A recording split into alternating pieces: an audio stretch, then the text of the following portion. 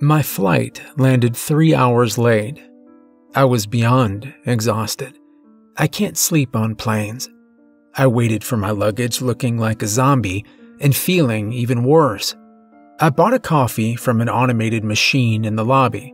It was too hot to drink and tasted like muddy water, but it was caffeine and God knows I needed it. My car sat where I'd parked it 5 days ago. It looked like a woman waiting in the door for her cheating husband who'd been gone 3 hours longer than he said he'd be. I schlepped to the trunk and heaved in my suitcase. At the time, I didn't even notice that no one else was going to their car, despite the flight having been booked to maximum. It was November 12th. Snow wasn't falling yet, but was threatening to. The lights in the parkade glared in my eyes, and beyond the lot, I could see only blackness. I put the key into the ignition and pulled out, leaving the airport behind and heading west on Highway 348. Within just a couple of miles, I realized I was surrounded on all sides by a dense fog worthy of a John Carpenter movie. I wasn't bugged so much by that as the fact that my headlights were reflecting little back to me other than a swirling wall of white. The streetlights were more hindrance than help. I switched to low beams and drove a bit slower than normal. I still had not realized that I was the only other car on the road. The fog was thicker than cotton. I could see only a few feet ahead. Passing a streetlight meant momentary light blindness. I began to feel disoriented, as if I was driving through clouds. After a while, the streetlights ended, and my own headlights were the only light source around. I turned on the radio, but was met with low humming static on every station. It only added to the rudderless feeling in my bones. I was a sailor on a tiny skiff adrift in strange, silent waters. I could see glimpses of landscape here and there beside the road, open fields with unknown crops, the odd scarecrow, but no houses, no people, no other cars. For the first time, I realized that I was utterly alone. I've always enjoyed the comforting quiet of chosen solitude. This was not that. This was the quiet of the crypt. There was no movement within the fog, aside from the odd tree waving slightly in the low early winter breeze. I could hear the running of my tires against the asphalt. I could hear the low hiss of the heater. I could hear my own heart beating in my ears. These noises seemed to shout in the stillness. And then, as if summoned from the ethereal fog, 2 pinpricks of light sprouted in my rear view. Seeing them, my heart began to thud more loudly. There's nothing less natural than the feeling of utter isolation, except for when that isolation is broken, just when you have begun to accept it. The headlights from behind crept closer. Their approach filled me with an inexplicable terror that gnawed at the edges of my vision, making the world tremor before my eyes. I was suddenly sure that whoever was in that car was following me, had been searching for me, and would hunt me. An off-ramp became evident in the fog. My rationale self-surfaced just long enough to remind myself that I was already on the correct road, but was I? Had I passed endless fields with no houses on the way out to the airport? Were there not streetlights for mile after mile on the correct road? Was I, perhaps, already lost? I took the off-ramp.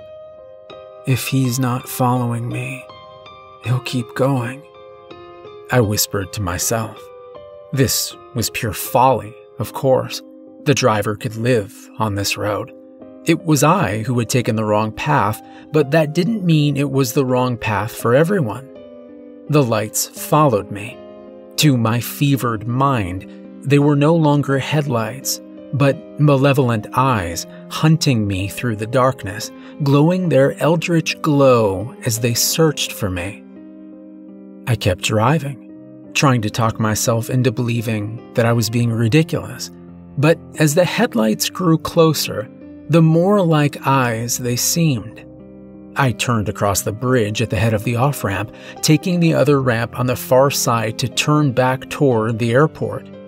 Any actual car would never follow me back the way I had come unless it was indeed following me.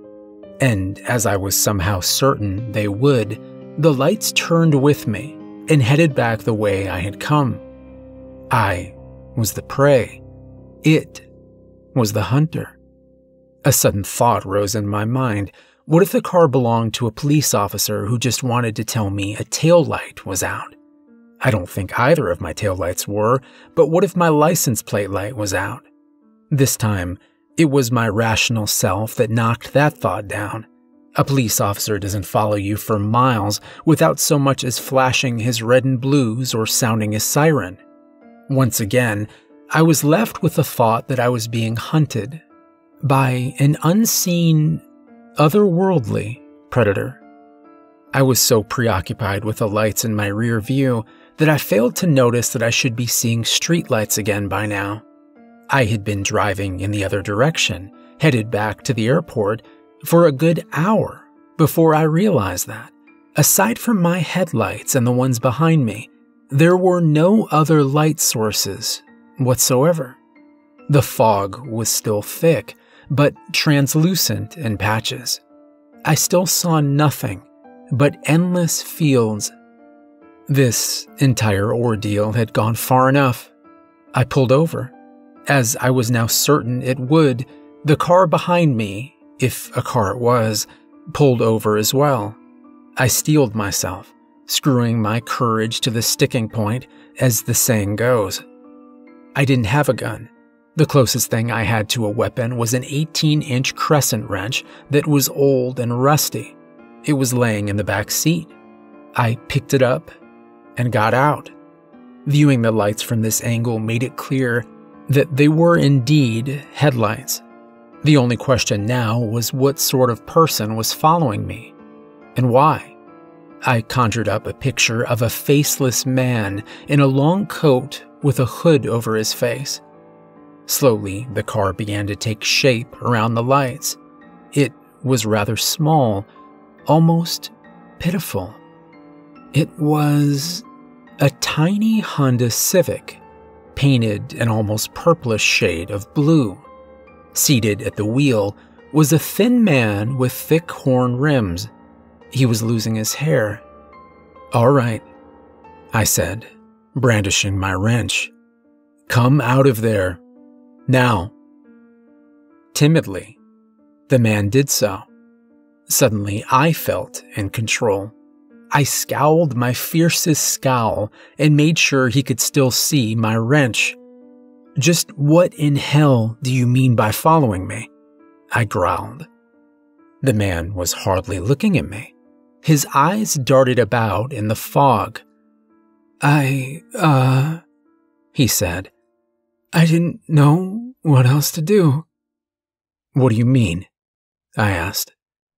"Your car was the only one I've seen in over 3 hours," he said. His voice was high and tinny. "I don't know where I am, where we are. I thought if I didn't let your car out of my sight that maybe we'd get out of here. Wherever this is." "Start making sense, man," I said.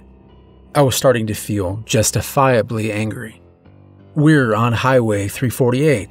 You probably came from the airport the same way I did." "Airport?" The guy seemed utterly mystified. There's no airport around here. I was on the road from Kingsport to visit my sister in Bristol.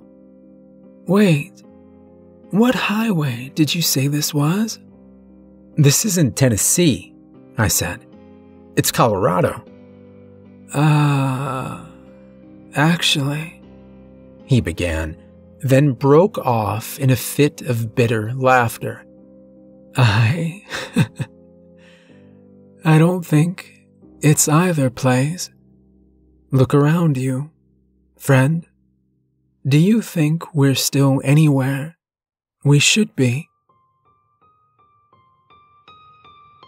Until he said this, I had been focused entirely on him in that tiny little car. The fog shifted all about us, and I could see as little as before. Except, I realized that I could see more now. Both our cars were turned off. No lights shone around us at all, except a thin, small glow that filtered through the fog like a tea light through a diaphanous curtain. I saw how still everything remained, but then nothing was still. Silently, as though walking on pure air, shapes were moving through the fog. Gigantic, monstrous shapes. They writhed and danced in the low light, and what I could see of them made me feel quite certain that they should not exist. They boiled together in obscene movements, never ceasing, never confirming their own eldritch shapes to my unbelieving eyes. I saw a giant being with arms protruding from all sides, ushering thousands of smaller versions of itself through the curtain of fog. I turned to the other man, my former tormentor, now my only friend. "Where are we?" I asked. He turned and looked into the fog. "I think we both took a wrong turn," he said. I couldn't help it. I started laughing. I kept laughing, even long after I was out of breath to do so. I laughed, like one who knows he is utterly damned.